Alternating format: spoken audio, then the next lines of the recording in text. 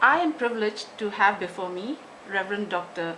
Xavier Alphonse, who is the founder director of the Indian Center for Research and Development of Community Education, or the ICRDCE for short. Dr. Alphonse held and continues to hold very important positions in the education field in India. For those wanting a detailed profile of Dr. Alphonse's accomplishments, awards and positions held, the website www.icrdce.com can be viewed. Presently, Dr. Alphonse also holds the posts of Secretary and Correspondent, Loyola College of Education, Chennai, and the Director of the Loyola College Alumni Association. Thank you, Dr. Alphonse, for agreeing to appear in KayCee's ViewSpot. Well, my first question is, you are from Devakottai in Ramanathapuram district in the deep south of Tamil Nadu. Can you tell me a little about your youth and what made you interested in joining the Jesuit order at the age of 18? My town is a very small town.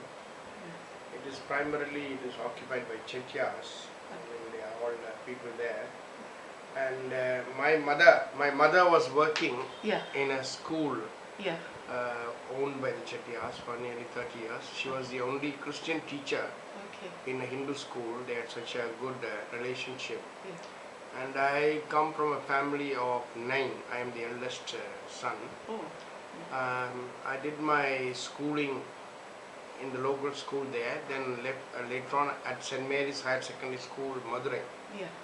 I finished, and then I came to St. Joseph's College to do my pre-university class. After finishing my pre-university class, I had two options: one to become an engineer because of the marks I scored, the distinctions I scored, and also to go to the Society of Jesus. I got attracted to the Jesuit order because of the fathers. Some of the fathers whom I met were all very dedicated, very good to the poor, very serviceable, very holy men. Therefore, their example attracted me to the Society of Jesus.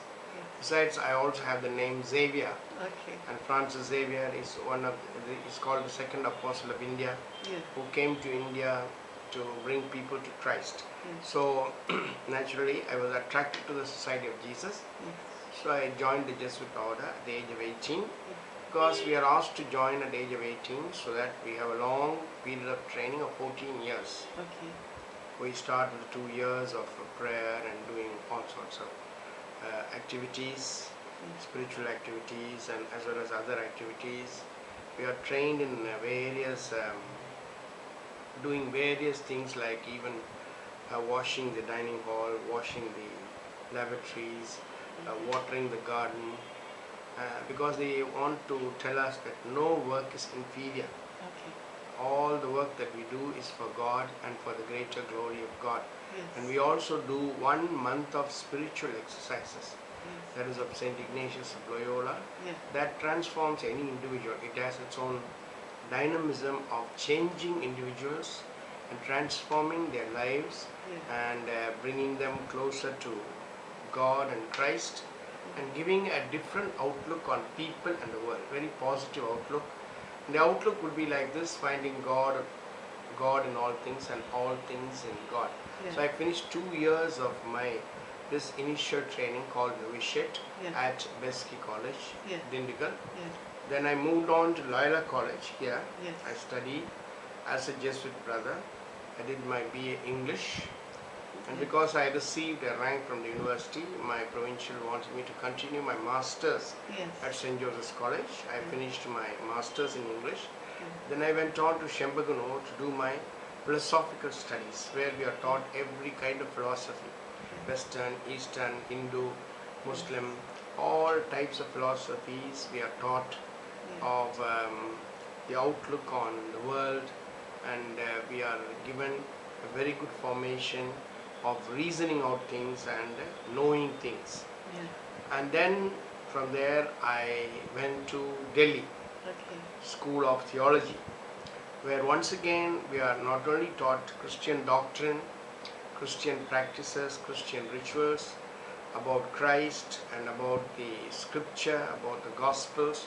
But we are also taught all the possible religions. For example, we were taken to a Sikh temple, Okay. and we were exposed to Guru Granth Sahib, their holy book. Yeah. We were taken to a mosque and we were asked to look at the Quran. We were taken to important temples of Hinduism, and we were exposed to Bhagavad Gita. Yeah. So like this, we are also exposed to all the religions, so that our outlook on life and outlook on people becomes very comprehensive. Yes. That we can look at people not merely as Christians, Hindus, Sikhs, Muslims and so on, but as human beings. Yes.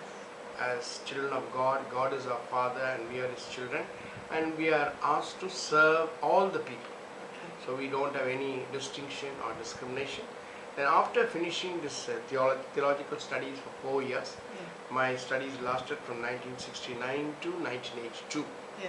After I finished my studies and I was ordained a priest. Yeah.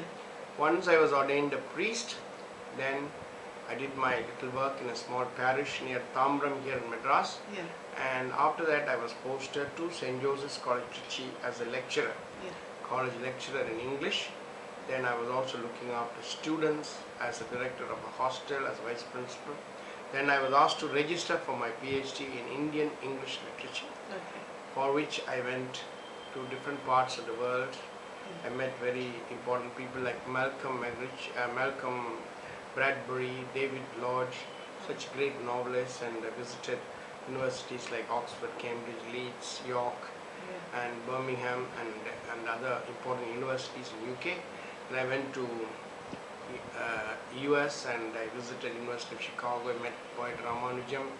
Then I had so many exposures with regard to this Indian English literature in American universities. Finally, I went to Dr. Spellman, a very important professor who was a student of A.L. Basham, who wrote the book The Wonder That Was India. Yeah. And he is the one who influenced me to write the thesis on cultural values and assumptions in selected Indian writers in English, with special reference to South India, where I could examine culture, values, assumptions, the basic framework in which these writers have written their novels. I did 37 novels and 7 authors, and that's how I submitted my thesis here at Bharadas University, Trichy. I received my PhD. Yes. Then I came to Loyola College, and 1 year I was vice principal and director of the hostel. Then I was given this important post of the principal of Loyola. For 3 years I remained from 92 to 93. Yeah, and that leads me, you've really given a very comprehensive background of your education, and it's really very holistic, and now I know why you're known as a man of many accomplishments. This second question is, you were the, as you said, the principal of Loyola College, and these were from the years 1992 to 1995, and you have the distinction of being the youngest to hold that honored post. I have heard from many that your stint as principal contributed immensely to making the college one of the best in India today. What are some of the recollections of your time there? I was appointed, yes, true, at the age of 40 I was appointed as a principal. But at this point also, as I was talking to you, I must thank my father and mother. Very responsible. My mother was a very devout woman, a woman of great hospitality, a woman always wanted us to help the poor, always wanted to respect the elders, a woman who was very strict in discipline and other things, but my father was more lenient, but a very sacrificial man, very devout person, very much a man of faith, and both together brought us up very well, and they were ready to do any sacrifice for us. At this point I'd like to thank both of them, though they are not with me now. I'd like to thank them. They brought us up, 9 of us, very, very well. And then also I want to thank the Society of Jesus. For us, the Jesuit order becomes our second mother. They look after us as their own children. Anything they ask. And when the Society of Jesus selected me to be the principal of Loyola College, I felt very humble, to be very honest. I felt very humble because great stalwarts like Father Sequeira, Father Jerome D'Souza, Father Lawrence Sundaram, Many people even recall them today. Yeah. And such great people had occupied for the career course. Such great people had occupied this position. I was given this position. Yeah. So first, my outlook on the position was that I considered as a position of service. Yes. How I could help the poor, because I remember the day when I got the job. I informed my mother on the phone. My mother told me that the first thing that you have to do is help people like me. There are so many mothers like me, you know how much of struggle I have gone through to bring you all up, to educate you all. So many mothers will be like me, struggling, and when they come and ask you for admission, when they come and ask you for help for the children, please give it. Okay. So that was my important thing. One of the important recollections I have of that time is helping as many as I could in paying their fees, in paying their examination fees, and so on. I also encouraged many boys who are talented. You know, I have many talented young boys who have become great in society now. Many are leading actors of Tamil film world.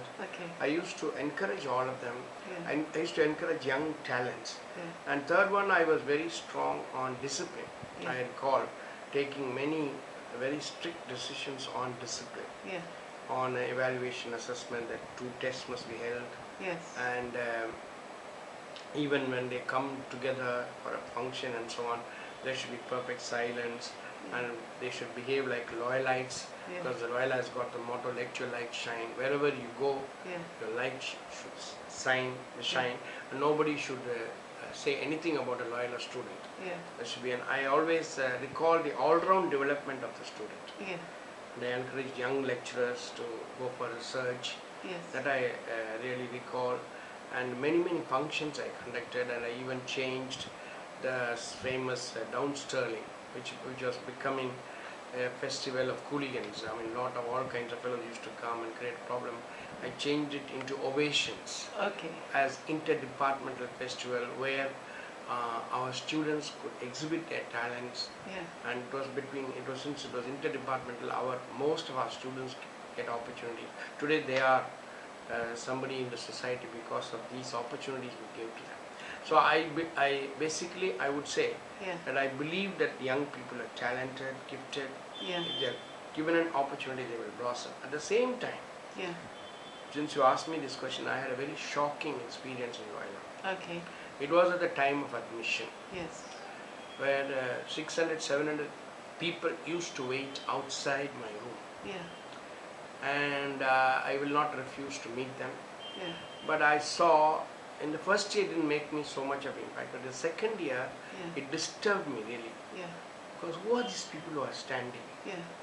And finally I found out they are all people who are poor. They are poor from the rural areas, they are housemaids, they are rickshawalas, they are coolies, they are people from the lower strata of society, because people who have got power, people who have got influence, people who know people in the society can easily get admission in Loyola, but not the poor people. So if you have got 1,000 seats, you used to get 30,000 applications to whom you will give. And when you give to these 1,000 seats to people, naturally about 60-70% are carried away by the powers that be, children of people of influence. And very few individuals from the poor families used to get a chance to study in Loyola. This disturbed me a lot, and I asked these 2 basic questions. Higher education for whom and for what? And this is the starting point of the community college. When I started reflecting in my room about these 2 questions, how many children are left out and who are these children? If these are not these children gifted and talented? They are gifted and talented. If they are given an opportunity, certainly they will come up, they will blossom. So what we have to do is to give them an opportunity. So when I completed my 3 years, I asked my provincial, because all the provincials, my leaders, fathers have been very kind to me, and I asked my provincial, Father Donatus Jayaraj, very nice person, very good to the poor. So he said, yes, you can do your research on this. So I have heard at that point of time in 1995, I only heard the word community college. I knew nothing about it. I was totally a formal education of a product of formal education. Yes. I've done my BA, I've done my MA, I have done my PhD, and I am occupying the administrative position, that's all. Yeah. But Mr. Ram Reddy, who was the chairman of UGC, Yes. initiated this whole process in the country Yes.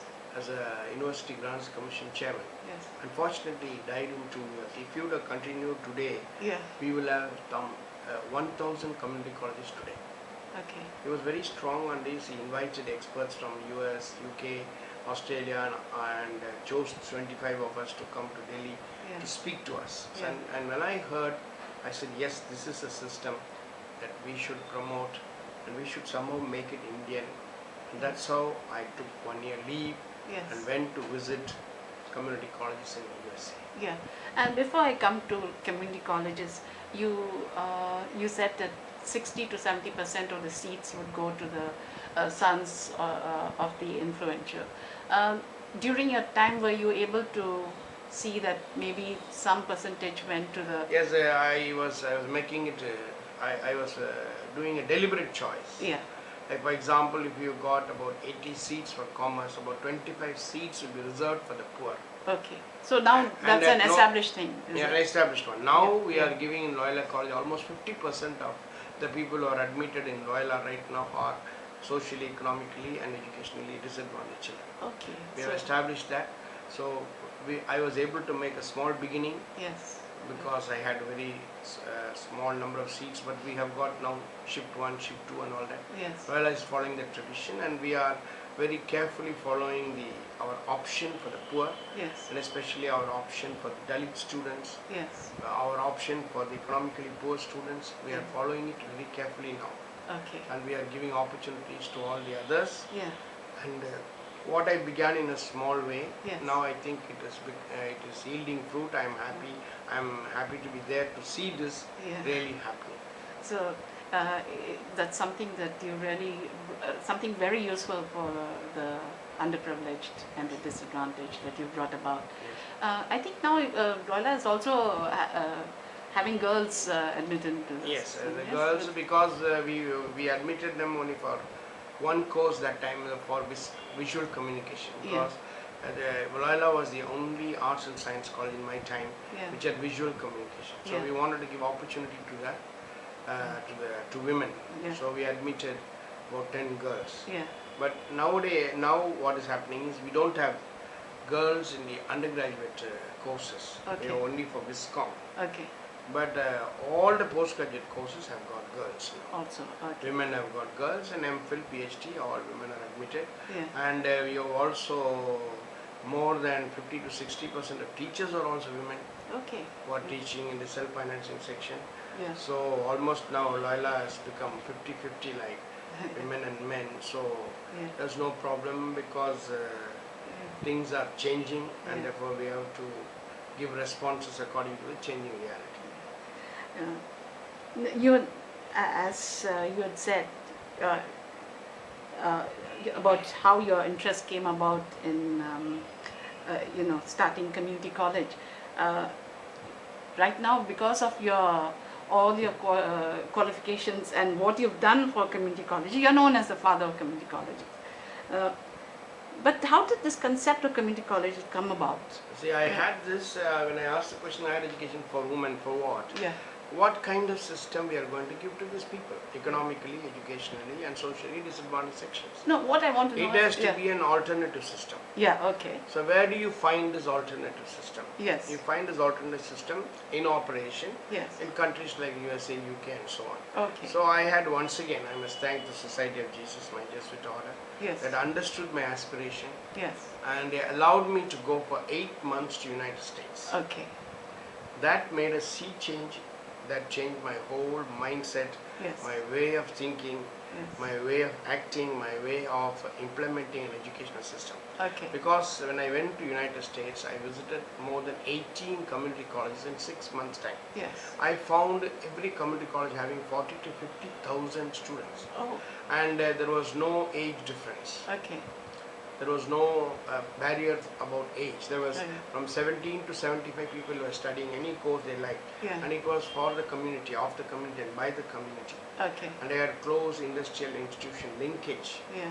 and people can come into the institute. They can make their entry point, they can make their exit point anytime they like.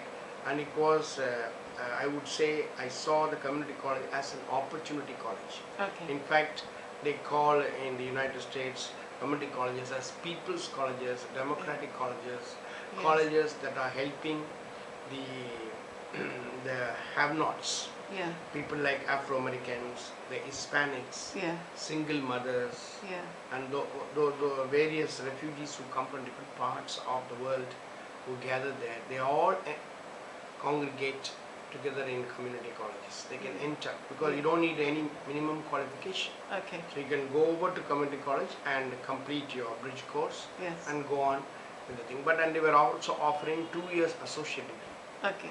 It was in every field, for example, allied health, automobile technology, Yeah. it was on computer, Yeah. on many fields wherever there was employment possible, they were offering. And Yeah. for me, it was a great experience to see this, though.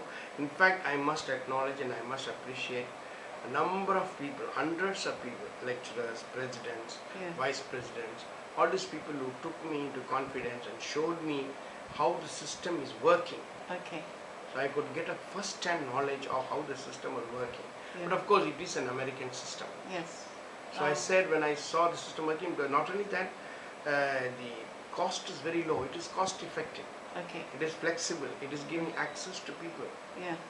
and equal opportunity to people Yeah. and employment and empowerment to people. Yeah. So when I saw that, why not we bring this to India and make it indigenous, Yes. local? Yes. Because there, Yeah. of course, it's gone in a big way. There are 1,100 community colleges today in 50 states, Yeah. where 1/3 of the fees is only $1,100 Okay. paid by the student. Only 1/3. Okay. The 1/3 is given by the taxes, by the county. Okay. It's coming from the taxes, and 1/3 comes from directly from the federal government. Okay. That's why when President Obama took over Yeah. as the President of United States, he said education, education, education, and my preference is to empower and enrich the community colleges, and through community colleges I can build up the economy of United States. Very true, because a lot of people become skilled and they get employment and they can take care of the family and so on. Not only that, they have got double provision. One is they're getting a job. Yeah. Another one is by getting the credits. Yeah. Number of credits, like 66 credits. Yeah. They can go to any university. Okay. Any university, like for example, New York has got a system. Like I was very familiar with New York. Yeah. New York has got University of New York. It has got Princeton University. It has got Columbia University. Okay. But it has also got a consortium of around about 13 to 14 community colleges. Okay. From all these colleges, people can go to University of New York, they can go to Columbia, they can go to Princeton, Yeah. and all the credits will be accepted. Yeah. So they need to do only the number of credits required Yeah. to get this their degree. Okay. After 2 years they go there, they need to do only for 2 years. Yeah. Within 4 years they will get their degree. So it gives them horizontal mobility, it gives them vertical mobility. Okay. So when I came to India back after 8 months, this was I went in 1995 September. Yeah. I came back in 96 March. Yeah. Then in 96 March we had a big gathering here in Madras, Mylapore, Yeah. where they said we can think of a system like this. Okay. Because it was a great historic occasion where Santom Cathedral, Yeah. the great, hallowed place of St. Thomas, the Yeah. apostle Yeah. of Jesus, it was celebrating the 100 years centenary. Yeah. So the bishop, the Archbishop of Madras, Mylapore, of revered memory, Yeah. Right Reverend Aruldas James, wanted to do something to commemorate this great event. Yeah. So once again, some of us intervened with him and told him we should not think of buildings. The Yeah. church always wants to build a building Yeah. or to commemorate, do something. No, we will just build a community college. Yeah. And though he did not fully understand and grasp the whole thing, but he said, yes, for all educationists, do it. That's Yeah. how we started the first community college in India by an NGO, by the Yeah. Archdiocese of Madras, Mylapore, Yeah. 1996. Yeah. Precisely on, I think it was on August 4th, Okay. we started the coinciding with the centenary of the Thomas Cathedral. Many political leaders were there, many religious leaders were there, and Archbishop himself was there. Cardinal Simon Sami was there. We started the Madras Community College with 100 students. Okay. And at that time, the parents said, how can my child just be satisfied with the diploma? Because still we have got the craze for these degrees. Yeah. Though the degrees are, some of them are useless, but still, people still have got. Yeah. So we registered them with the BCom, with Madras University correspondence course, but we gave them diploma programs in export, import, in computer software, Okay. in computer hardware maintenance and so on. Many soft courses we took, and we gave them. We gave them life skills, we gave them communication skills, we gave them work skills. We sent them for internship, but it was a 3-year program coinciding with the BCom program. Okay. That's how we started in 1996. Yeah. First college. Then slowly people woke up to the reality. There are thousands of children, thousands of children who are completing 10th standard, not able to go further. There are thousands of children who are completing 12th standard, not able to go for higher education. Okay. Because it is very clear in India, Yeah. Indian educational system. Yeah. I'm just talking to you now about the need for community colleges in India. Okay. Because our whole system is specializing in exclusion elimination. Yeah. Suppose we have 654 million children who do the first standard. Yeah. Only 17 to 18 million are going for higher education. Okay. Though we have almost about 35,000 colleges, Yeah. and about 750 degree awarding institutions, including state universities, central universities, private universities, deemed to be universities, institutes of national importance in this country, still only 18 million people go. Where is 654 million? Where is 18 million? Okay. Now the government is trying to increase the enrollment ratio to 25 million. That is all we can do. Okay. But if that means, how can we produce 500 million skilled workers? India needs by 2020 500 million skilled workers, and we have 400 million 18 to 25 young people. Okay. So India will be the youngest country. Okay. So what is being wasted is the human resource. Okay. So somehow the human resource has to be harnessed. Yeah. So we need very desperately this alternative system of education. Yeah. That is the community colleges that we are promoting now. Yeah. And we are promoting only 1-year diploma program in most of these colleges. Yeah. So what started, I sowed the seed Yeah.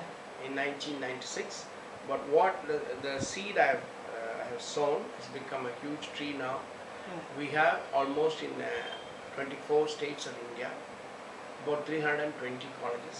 Yeah. Another 50 people are preparing themselves, another 50 agencies are preparing to start this community colleges. And now people have taken up, MHRD has taken up, Planning Commission has taken up, and here in Tamil Nadu in 2008 there was a government order recognizing this community college as an alternative system. Yeah. And they gave it to Tamil Nadu Open University. Tamil Nadu Open University itself has got 204 institutions now, Yeah. including all our institutions that started much earlier. Yeah. We have got 204 institutions. But right now, for me, with me, I have, then that is the time I felt the need for ICRDCE. Yeah. That was in 99. Yeah. I said certainly there should be a central agency Okay. for quality control. Yeah. So we started this Indian Center for Research and Development of Community Education. Once again, with a big South Indian conference in which 175 educationists, vice chancellors, and political leaders all participated. And we began this whole thing on the 9th of January 1999. We started this entire ICRDCE, and now I'm so happy when I look back. In the last 14-15 years, we have done a lot of service to people.